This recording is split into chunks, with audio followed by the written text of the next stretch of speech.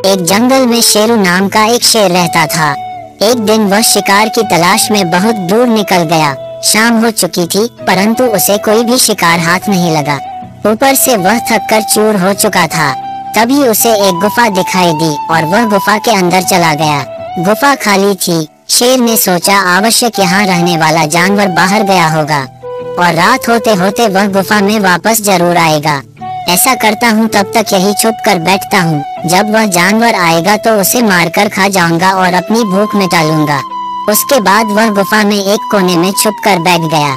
वह गुफा एक गीदड़ की थी। जब वह लौट कर आया और गुफा के पास पहुँचा तो देखा कि शेर के पंजों के निशान उसकी गुफा के अंदर जा रहे थे, लेकिन बाहर आते हुए पंजों के निशान उसे दिखाई नहीं पड़े।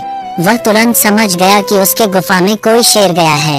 उसे ये भी संदेह था कि वह अब तक इस गुफा के अंदर ही बैठा हुआ है। ये पता लगाने के लिए कि शेर गुफा में बैठा है या नहीं, उसने एक युक्ति निकाली। गुफा के द्वार पर खड़ा होकर वह तेज आवाज में बोला, मित्र, मैं वापस आ गया हूँ। तुमने कहा था कि मेरे वापस आने पर तुम मेरा स्वागत करोगे, लेकिन तुम तो चुपचाप हो। क्या बात है, तुम कुछ बोल क्यों नहीं रहे हो? जब गीदड़ की आवाज शेर के कानों में पहुंची, तो उसने सोचा कि यह गुफा आवश्यक ही गीदड़ के आने पर उसका स्वागत करते हुए कुछ कहती होगी। शायद मेरे यहाँ होने के कारण आज ये चुपचाप है।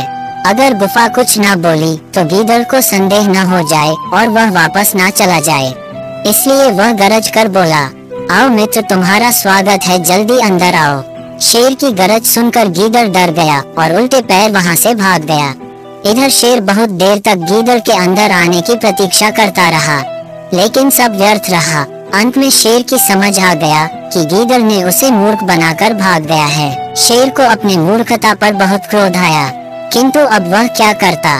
शिकार तो उसके हाथ से निकल चुका था। इस कहानी से हमें ये सीख मिलती है कि भविष्य की संकट को भांप कर जो बचने की युक्ति निकाल ले वह बुद्धिमान होता है।